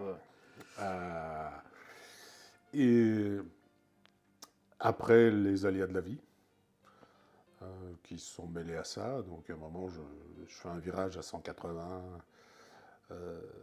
parce que c'est une période où je ne vais pas très bien et que surtout dans mon entourage, il y a une vague de suicides. Voilà, on encaisse tous un peu les choses différemment. Voilà.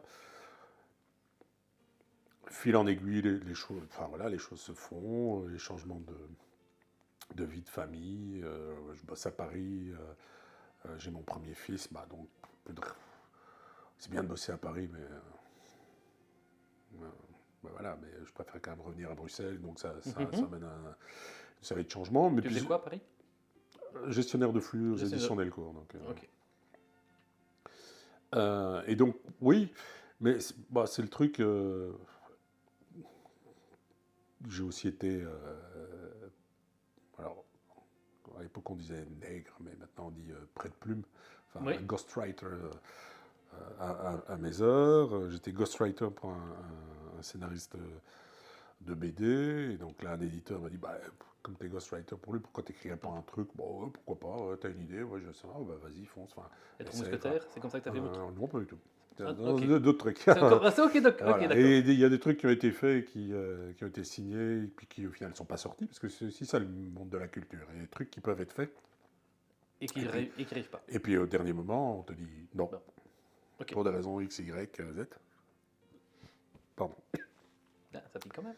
Non, c'est j'ai soif en fait. Ah, ben écoute, si tu veux, vas-y, il y a de l'eau, Voilà. sers-toi. Et donc j'ai aussi été.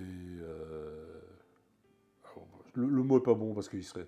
Je trouve pas d'équivalent. Enfin, une sorte de script docteur, enfin, relecteur sur une série télé. J'ai écrit une série télé qui, elle, s'est arrêtée au moment d'avoir le feu vert pour le tournage. Enfin, donc c'était quand même 3 ans de boulot.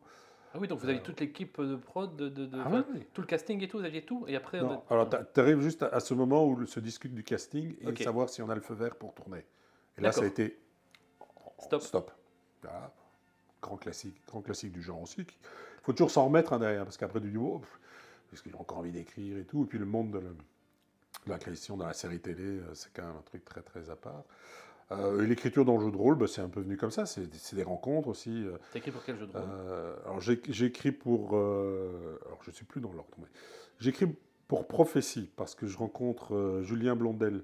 Je l'interview, enfin il fait des démonstrations du jeu Prophétie. Je ne sais plus dans quel salon. Moi je l'interview pour SF Mag ou peut-être pour la revue Phoenix ou un truc comme ça. On joue ensemble, on se marre bien. Il me dit ah, et puis j'invente des trucs en jouant. Il me dit oh, si t'as envie d'écrire, vas-y. Ok, je commence à écrire. Hop, j'écris avec lui. Je vais citer des noms qui parfois ne plaisent pas. Dans le cadre littéraire et tout, je suis amené à fréquenter chez Nemos Stéphane Marsan, qui après a fondé Brajlon. D'accord. Et dans l'équipe, il y a Sébastien Sellerin qui était Brajlon Games. Oui, oui, oui. Ouais. Et Prophétie, c'était chez Halloween Concept, donc c'était Guillaume Gilnave, directeur artistique Igor Polushine de mémoire. Enfin, voilà, donc c'est tout cet espace-là. Et donc là, Stéphane me propose d'écrire des trucs. Donc là, je vais écrire sur Guil, je vais écrire sur Agone. Sur quoi j'ai encore écrit? Parfois aller sur le Grog. Ouais, il y a toute la liste des trucs sur lesquels j'ai écrit. Mais à certains moments aussi, comme je disais Cassius Belli, moi j'envoyais des idées de scénar ou des trucs comme ça, des trucs qui ont été publiés. Hein. Ah oui, ok. Ouais, parce que ça m'amusait et tout. La grande victoire, et là j'étais très très fier, j'étais super heureux, c'est je balance une idée un peu tordue comme ça, et ils font une double page, idée rapide de scénario avec des trucs marrants, et il y a mon idée qui est là, qui est développée, et c'est cette idée-là qui sert d'illustration à la page, et c'est Ségur qui l'a dessinée. Oh! Et là j'étais super fier. Et il se fait qu'après chez Delcourt je travaille avec Ségur, donc c'était vraiment, j'étais... Oh. là j'étais petit fait d'armes marrant. Voilà, bon, donc de rencontre en rencontre,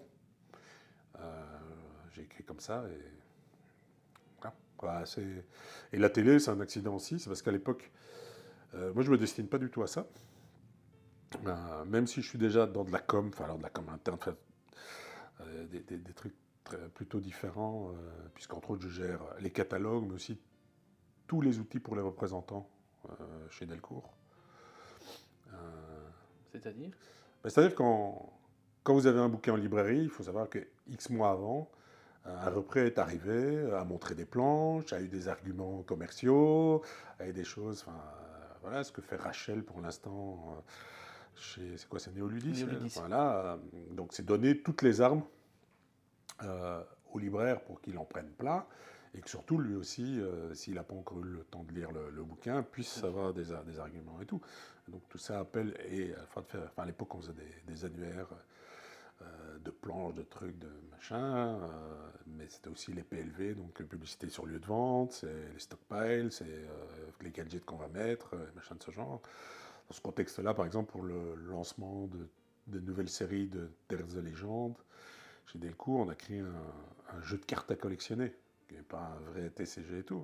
Enfin, j'ai créé un jeu de cartes à collectionner. D'accord. C'est-à-dire que dans tous les premiers tomes de trucs, il y avait un petit paquet Ok. de cartes, il fallait les collectionner. Et derrière, il y avait un jeu, enfin, euh, des trucs comme ça, voilà. Donc, voilà, ça se fait de fil en aiguille. Et donc, à l'époque, moi, je bosse à Paris. C'est Thierry Belfroid donc, qui monte une émission avec Corinne Boulanger en télé, une émission littéraire, mais ça doit être monté dans l'urgence pour des histoires de budget, de queue de budget, de trucs, enfin voilà, des trucs très administratifs parfois. Et qui m'appelle et qui me dit, voilà, comme tu es à Paris, est-ce que tu peux être poisson pilote pour nous? Parce que quand tu bosses Poisson pilote. quand tu bosses dans le monde de l'édition à Paris, tu fréquentes le monde de l'édition à Paris. Donc en gros, tu vois tout le monde, tu fais la bise à tout le monde. Ce qui m'aide aujourd'hui dans mon boulot, parce que la grande majorité des éditeurs et surtout des éditrices, je les connais, je les ai fréquentés à l'époque, mais il y en a beaucoup aussi qui ont été mes assistants, par exemple, ou mes stagiaires, et donc qui maintenant ont des rôles éditoriaux. Et donc, je dis, la force, c'est l'expérience. Tu prends ton téléphone et, ça va, ok. Bon. Voilà, grosse fête, quai du Polar, voilà, tout le monde se retrouve. C'est vraiment, c'est pas une famille. Non, mais c'est voilà. Mais voilà, mais je veux dire, le relationnel, Oui, il est là. Du bon networking. Voilà, et donc à l'époque, Thierry me dit, est-ce que tu peux être notre poisson pilote, à savoir trouver les contacts rapidement et nous ramener les bonnes personnes, les bons contacts, ou voir les trucs, t'as un peu le nez fin en disant, qu'est-ce qu'il y a? Parce que le modèle parisien, en tout cas en littérature, est structuré d'une telle façon que je peux te faire le programme de la grande librairie, si tu veux. Enfin, tu sais, voilà, tu connais les éléments de langage avant, tu vois les catalogues, tu sais ce qui comment, Oui, tu sais dans quelle direction ça va aller. Dans quelle direction ça va aller, ce qui est parfois très intéressant, parce qu'ici, parfois, quelques semaines avant la grande librairie, je sors un bouquin en matinale ou dans Femme d'eau, en disant, oh oui, ça, c'est vraiment un livre à suivre. Et oui, voilà. Oui, parce que tu as déjà voilà, vu tout ce qui se préparait déjà dessus avant. Voilà, mais tu sais, voilà, et puis effectivement, 3 semaines après, un mois après, grande librairie, et puis quelqu'un dit, oh, on était les premiers. Ouais. Donc ça marche. Donc. Et je dis, ok, ça va, c'est marrant. Enfin, voilà, je suis dans le milieu, utiliser mon agenda, c'est pas un problème. Donc. Et je suis à Bruxelles. Et Thierry me dit, on a une réunion de prod, viens, on présentera Feu Anisler, grande dame de la production télévisuelle et surtout grande défenseuse de la culture.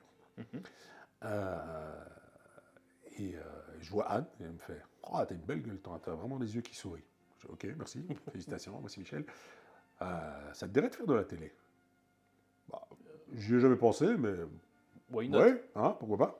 Ok, il y a un réal qui est là, Jean-Marc Panis, et il dit, Jean-Marc, prends une caméra, filme-le, vas-y, parle-nous de bouquin. Ok, je commence à lui parler d'un bouquin. Ok, ça va, tu commences, vendu. Et donc tu as commencé dans quelle émission du coup? Donc j'ai commencé dans Millefeuille. J'ai commencé dans Millefeuille, et déjà, alors là j'avais vraiment mon étiquette spécialiste littérature de genre, enfin, mais je reste polar, fantasy, enfin polar et imaginaire, enfin, donc polar, thriller, policier, fantasy, fantastique, SF. Voilà, j'ai commencé comme ça, et puis en faisant de la télé, on m'a appelé de temps en temps à la radio, il fallait un expert, et puis d'expert, on m'a dit, tiens, voilà la chaise. C'est quoi un expert du coup? C'est quelqu'un qui connaît le sujet. Donc Stephen King sort un nouveau bouquin, tu prends le mec qui s'y connaît, et là je ne sais plus pourquoi on m'a d'abord appelé. Voilà, et puis de fil en aiguille, il va dire, tiens, maintenant, est-ce que toutes les semaines tu pourrais faire une chronique? Ouais. Est-ce que 2 fois par semaine tu peux faire une chronique? Ouais. Est-ce que tu peux être là tous les matins? Ouais. Enfin voilà, et puis les choses se sont mises en place comme ça. Sachant que moi je suis indépendant, donc je ne suis pas personnel RTBF, je ne suis pas personnel. Ok, donc tu n'es pas un employé RTBF. Non, je suis un indépendant. D'accord. Voilà, ce qui est aussi un élément important, parce que ça m'a permis encore de faire des trucs à côté, mais ce qui fait aussi que parfois, il y a des moments où financièrement tu fais et t'as ton épouse qui fait c'était mieux quand même quand tu étais chasseur de tête. Voilà. D'accord. Et du coup, comment t'as... c'était au niveau de tes chroniques bouquins, on t'a dit tiens, on veut parler jeu, ou c'est toi qui as proposé? Non, ça c'est moi. C'est toi qui as proposé. C'est le pied dans la porte et toujours. Chaque année, je l'éteins en disant, et encore maintenant, je renvoyais des messages et tout, les gars, il faut qu'on parle jeu, pas qu'on parle jeu. Et quand moi je suis revenu à la charge, on m'a dit ok, fais un essai, mais tu sais, on ne sait pas. Moi je raconte une histoire. Je ne parle pas de jeu. Je raconte une histoire aux gens et je leur parle de sensations. Et le jeu, au final, je m'en fous un peu. Si tu regardes une chronique en matinale télé, tu ne sais pas comment est joué.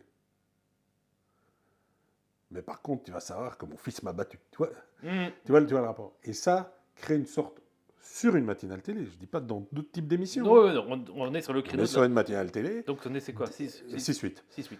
C'est des gens qui se lèvent, c'est des gens qui rentrent du taf, ils sont au petit-déj, c'est de l'occupationnel, ils sont là, ils t'entendent. Tu dois les attirer par un truc, tu dois les surprendre. Et le truc, ça peut être, ce jeu est exceptionnel, mais personne n'y jouera parce qu'il s'y joue qu'à 4, mais c'est un jeu sur la mafia. Et puis là, tu as ton voisin de plateau qui fait « Oh, la Michel, elle ne me parle pas comme ça ». Il commence à faire le con et tout, et tu crées un moment. Au final, tu dis très peu de choses. Tu n'as pas expliqué les règles, tu n'as pas dit que c'était un jeu asymétrique de gestion, de machin. Mais tu as donné aux gens un ensemble de trucs. Ça se joue à 4. Vos parties dureront 3 heures. Il y a beaucoup de règles. Mais, voilà, enfin, Oui, ça parle de ça. Tu places le contexte quand même. Voilà, mais, je vous le dis, ce jeu est exceptionnel. Mathieu Despnous le fait très bien. Donc, patron, Cocktail Games. Cocktail Games a parlé d'un jeu.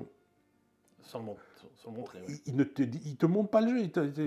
Il va dire, je vais inventer, je sais pas, c'est probablement pas ça qu'il a dit. Alors j'ai creusé un auteur japonais, on mangeait, ma baguette est tombée par terre, il s'est foutu de ma gueule, et à ce moment-là, ça nous a rappelé le jeu machin, et on l'a fait, et puis on l'a testé, et on a changé, et ça marche. Voilà.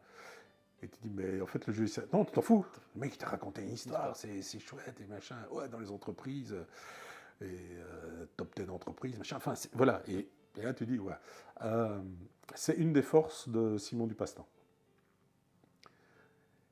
Si tu analyses le verbatim, vraiment, prends une vidéo, prends une chronique, tu analyses son verbatim, tu fais attention aux champs sémantiques qu'il utilise et tout, il y a des jeux dont il ne te parle pas.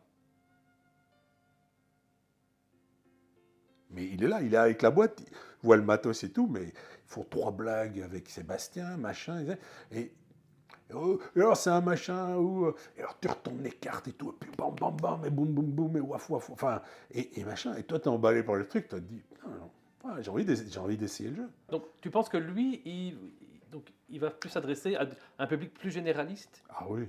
Parce que le public de joueurs comme moi, est-ce que ça va lui parler ce genre de truc? Oui et non. Parce que nous on baigne dans le jeu, et voilà, un nouveau jeu qui sort, c'est ah tiens, comment il se joue, qu'est-ce qu'il prend. Mais la question c'est de nouveau comme moi. Je m'en fous du joueur comme toi.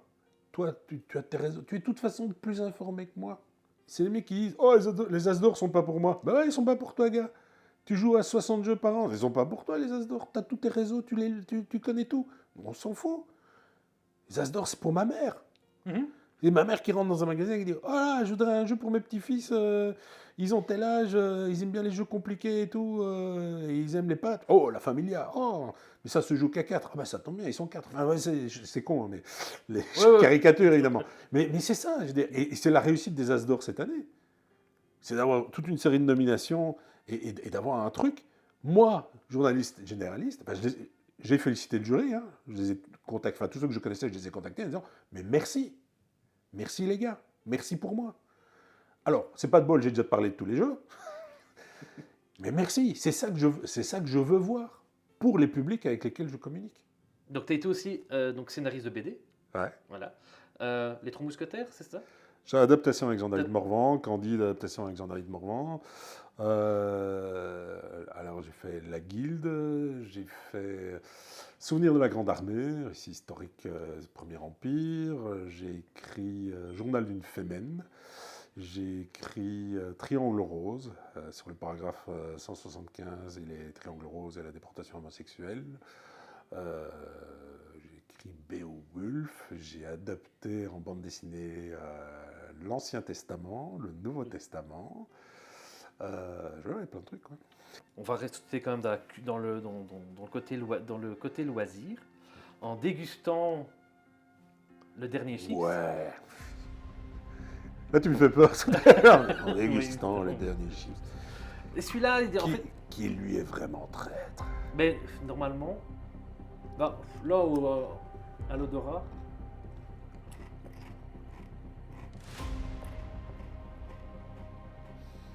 Il est traître parce qu'il attaque très derrière. là. Ouais, ouais. Il va attaquer là. Il attaque là. Ouais. Il attaque au moment où tu l'as avalé. C'est un vilain. Tu vois. Je vais quand même tousser. Ouais, c'est. Alors, c'est pas le piquant que j'aime. C'est pas le piquant que j'aime parce qu'il attaque, il attaque derrière, il attaque pas Alors, là. c'est un chips à la poudre de Carolina Reaper, Ouais. qui est un des plus puissants piments. Et lui, il a ce piquant que tu retrouveras entre mille, ce côté lame de rasoir dans la gorge. Un truc que tu as commencé à discuter tout à l'heure qui te irrisse un peu le poil, Oui. c'est le fait que on catégorise les jeux. Tu n'aimes pas cette catégorisation de jeux? Ça me rend fou. C'est fait quand même pour aider les gens ou aider les conseilleurs à proposer un jeu ad hoc à une demande d'une personne. Tu ne penses pas? L'intention est bonne, mais je trouve que c'est une grosse connerie. Maurice le Dodo. Maurice le Dodo. Est-ce que c'est un jeu expert? Moi, pour moi, c'est un jeu enfant. Mais est-ce que c'est un jeu expert? Non. Bah oui. T'as 3 ans, c'est un jeu expert. Parce que par rapport au temps de concentration que tu vas devoir avoir, la manipulation fine, l'anticipation, la compréhension de règles complexes et tout, tu es dans un jeu expert. Je prends un exemple volontairement par l'absurde. On revient à une notion que j'avais évoquée précédemment, qui est l'approche systémique du jeu. Mhm. Le jeu, Donc, le matériel- c'est tout. donc, c'est C'est le matériel, la règle, le matériel, les joueurs. les joueurs et les interactions entre les entre- différentes parties. Et c'est un truc qui, moi, me fait beaucoup souffrir, cette nomenclature. Parce que tu es très généraliste. Ouais. Alors voilà, j'ai le jeu pour toi, j'ai tire sur mon doigt, blanc manger caca, et tu fais non. Non. Oui, mais c'est ça les jeux familiaux. Non. Oui. Alors, non, ce jeu-là, par contre, il n'est pas pour toi. Ça, c'est un jeu expert. Arrêtez de prendre les gens pour les cons. En généraliste, on vise tout le monde, donc il y a de tout. Mais surtout, qu'est-ce qui fait la dimension experte d'un jeu dans une approche systémique? C'est le temps que tu vas y consacrer et la volonté que tu auras à te consacrer à ce jeu. Et la qualité, et pas la qualité, oui, la qualité de ce qui sera mis en place pour que ce temps et cette volonté soient bien utilisés et débouchent sur une expérience positive. Un tiers des jeux que je teste dans l'année n'iront pas en chronique, en généraliste, parce que les règles sont mal écrites. Juste ça. Et pourtant, c'est des jeux dans notre nomenclature qui sont des familles, voire des initiés ou des familles plus. Tu as des jeux, on oublie de donner le but du jeu rapidement. C'est à la fin. Tu as des jeux qui commencent avec des intros, genre dans ce deck building asymétrique. Et tu as plein de trucs comme ça. Tu as énormément de jeux dont qui soit n'ont pas d'exemple, soit les exemples qui sont donnés sont des cas où on prend le joueur pour un con. Joséphine a jeté 6 sur le dé, elle avance de 6 cases. Ok. Mais moi, ce qui m'intéresse, c'est l'exemple où Joséphine a lancé 6 sur le dé et Marc a lancé 6 sur le dé. Qui avance le premier? Pourquoi? Est-ce qu'il passe au-dessus de Joséphine? Tous ces petits trucs qu'on oublie de te dire, mais qui font que la plupart des exemples que tu dis ne servent absolument à rien et répondent pas du tout aux questions que tu vas te poser quand tu joues. D'accord. Et ça fait un jeu expert, pour moi.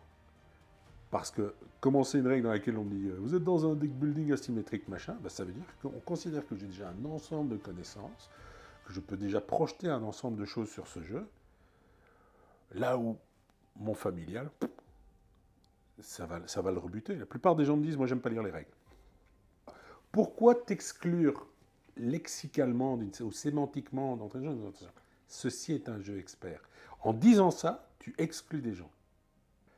Et on reprend l'exemple d'Ark Nova.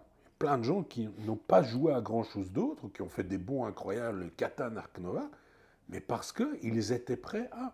Et donc, coller des étiquettes comme ça qui excluent des gens, qui posent des gens...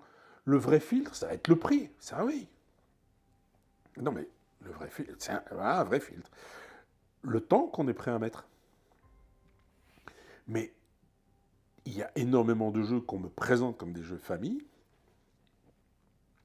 qui sont écrits pour des joueurs. Pour des gens qui sont habitués à lire Et qui sont habitués à lire la nomenclature d'un jeu, à con. Et tu te dis, mais là, c'est un jeu initié. Enfin, c'est pas un jeu... Alors oui, la mécanique, pour moi, la mécanique, elle est... Tu dis, ouais, c'est un jeu famille. Mais non. C'est pas clair. Enfin, ce n'est pas clair. Et si je parle de ce jeu-là, les gens vont avoir l'impression de jouer à un jeu compliqué. Ils vont se poser des questions et tout. Donc, on rentre avec ces nomenclatures-là, avec des mélanges de trucs où on dit, ah, bah alors ça c'est expert, mais expert par rapport à quoi? Tu vois. Alors, Marrakech, jeu expert.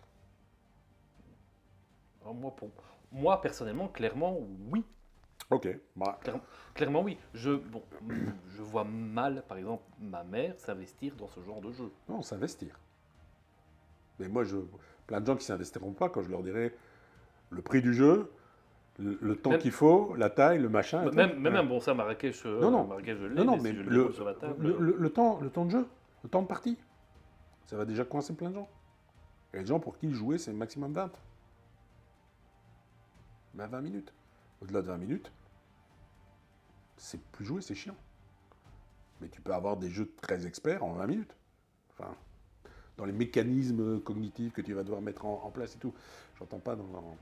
Je trouve que cette nomenclature est en train de rigidifier des choses, comme énormément de gens qui commencent à me parler de jeux en disant « Oui, et alors, c'est un 4.2 sur l'échelle de difficulté BGG. » Ok, ouais, mais qu'est-ce que ça veut dire, quoi? Enfin, où est le sens?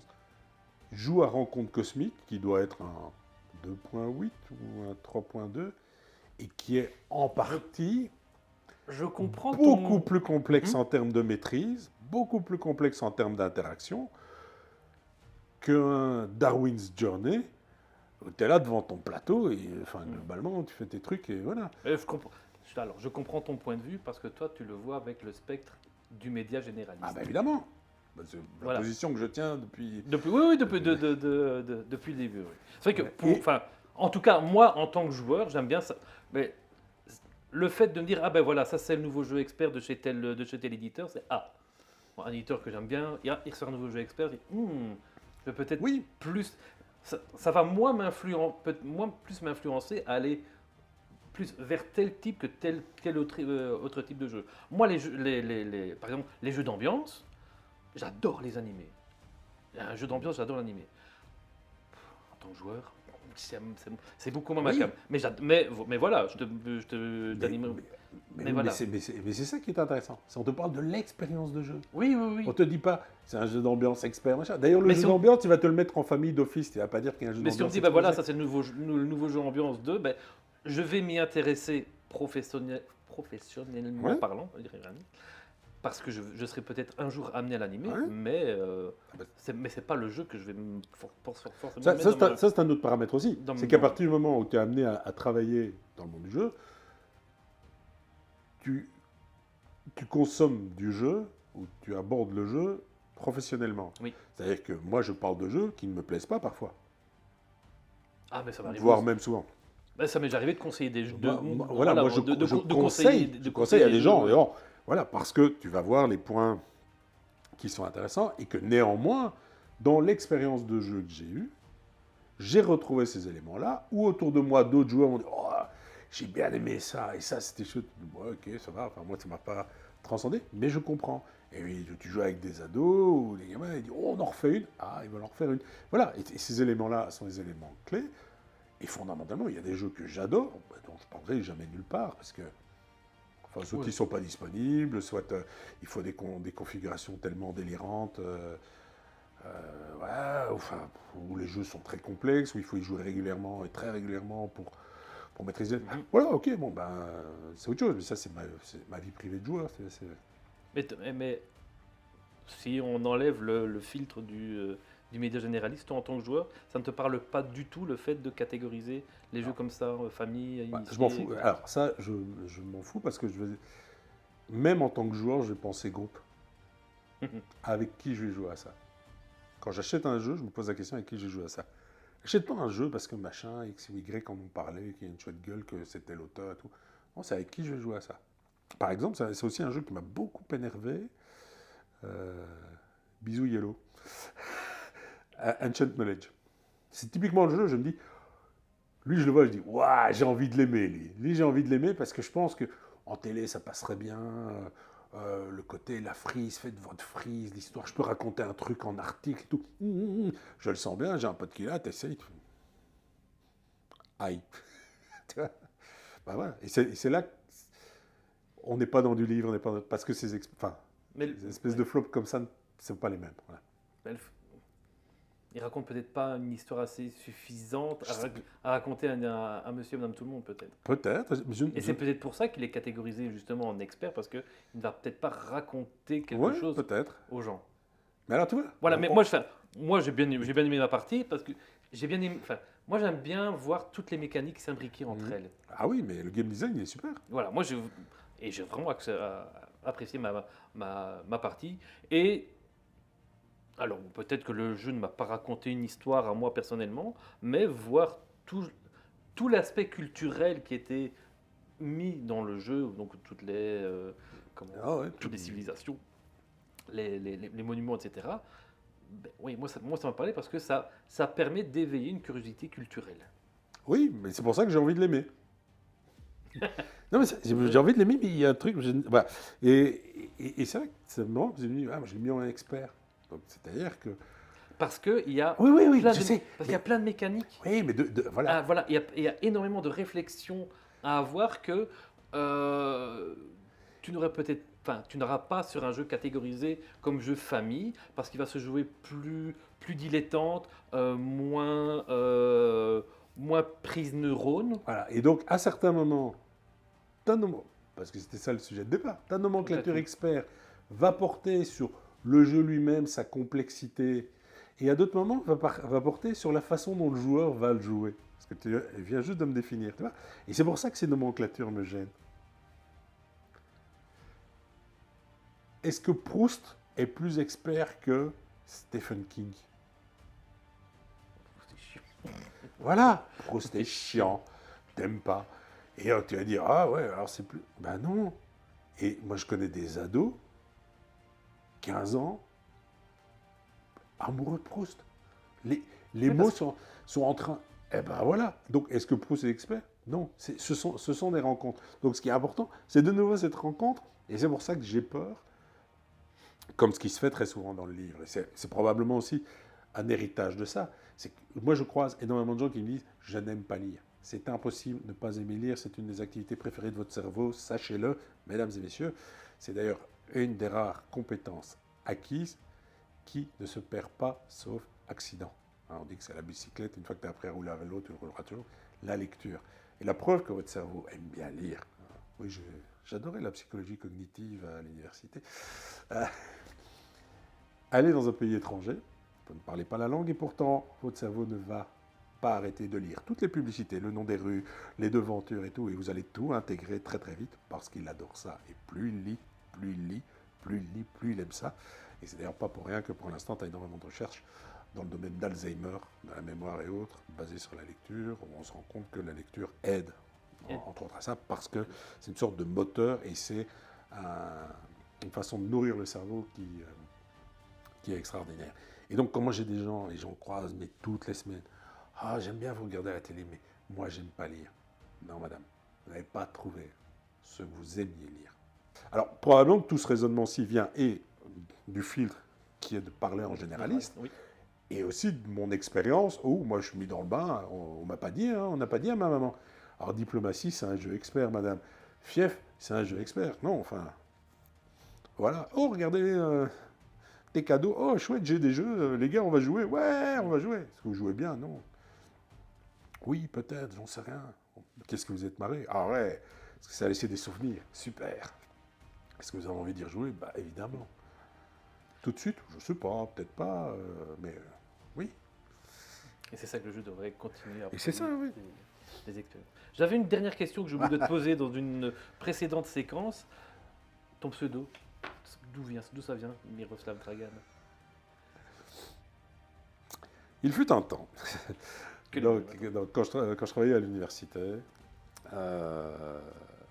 j'avais mes papiers scientifiques écrits avec mon vrai nom. Michel Dufresne. Voilà. Et parallèlement à ça, j'écrivais déjà dans des revues, des fanzines, des trucs comme ça. Et il s'est passé un truc, c'est qu'un collègue chercheur écrivait aussi sur ses loisirs, en son nom.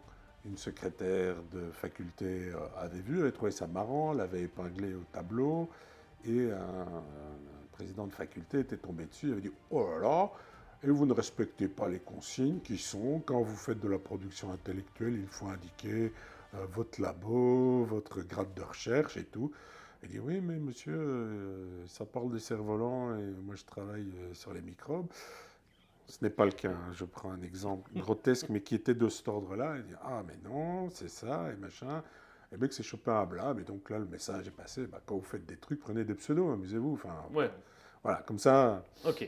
Donc voilà le pourquoi Et donc, de la bah, prise d'un pseudo. Et donc, pseudo sont les mêmes initiales, MD. MD. Donc, ce qui permettait de tout signer MD. Voilà. Et pourquoi Miroslav Dragan? Parce que je suis un fan de hockey sur glace.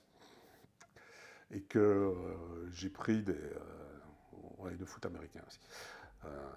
Et j'ai pris mes listes de statistiques de joueurs de hockey sur glace. Et je regardais. Et le puis, fan de stats. Voilà, et puis il y avait un joueur, Miroslav Satan, qui jouait à Buffalo à l'époque. Je dis, ah, Miroslav, c'est cool comme prénom. Et puis il y avait un mec qui s'appelait Dragomir Dragan. Je dis, ah, Miroslav Dragan, ça claque, c'est cool et tout. Ouais, ça fait voilà. ça donne Et de puis les gens très voyaient. slave comme. Alors, c'est très slave, j'ai plein d'anecdotes à ce sujet d'ailleurs. Et donc, en plus, pour écrire des papiers, genre sur Donjon Dragon, des trucs comme ça faisait le vampire des Carpates ou Miroslav Dragon et tout. Après, je me rends compte que les Français ont beaucoup de mal à prendre ces. Tu vois, sur Twitch, j'ai mon pseudo Miroslav Dragan, alors c'est Mister Flav, Miros, enfin voilà, appelez-moi Miro, c'est bon, ça marche aussi, ou Michel, ça marche très bien. Et donc, je l'ai gardé, et comme j'avais toujours cette schizophrénie d'avoir des activités comme ça, mais que j'écrivais des trucs, j'ai écrit sous le pseudo Miroslav Dragan. Parce que tes BD aussi, tu les as signées Miroslav, non? Pas toutes. Pas toutes. Pas toutes. Et donc, quand c'était de l'imaginaire, je signais Miroslav Dragan. Et quand c'était de l'adaptation littéraire, de l'historique, je signe Michel Dufresne. Voilà, un énorme merci à toi. Merci à toi. Voilà, donc, comme je disais, on va faire ça en deux parties. Je vais te laisser aller manger. Enfin, on va peut-être aller manger un petit morceau. On va aller manger un bout. Ça va? Ça a été? Oui, bon. Oui. Pourquoi ça n'irait pas? Alors, toi, ça va? Oui, moi ça va. Oui, il y a plein de trucs. Je vais voir comment je vais monter tout ça. Mais avant de partir manger, j'ai encore deux trucs pour toi. Ah. Le premier, yeah. C'est ton t-shirt. Hop là. On a fait du sport, on a mangé et fait du sport, c'est hallucinant. Alors, nous avons fait une petite photo pour la vignette de la vidéo, mais je vais te demander de bien vouloir en faire une petite dédicace. Qu'est-ce que tu as mis? Bah, vas-y. Non, je te laisse lire. Ah, tu te laisses lire? Je te laisse lire. Il y a amitié des beaux gosses ludiques pour ces 7 heures de vidéo. On est des beaux gosses là-dessus, non?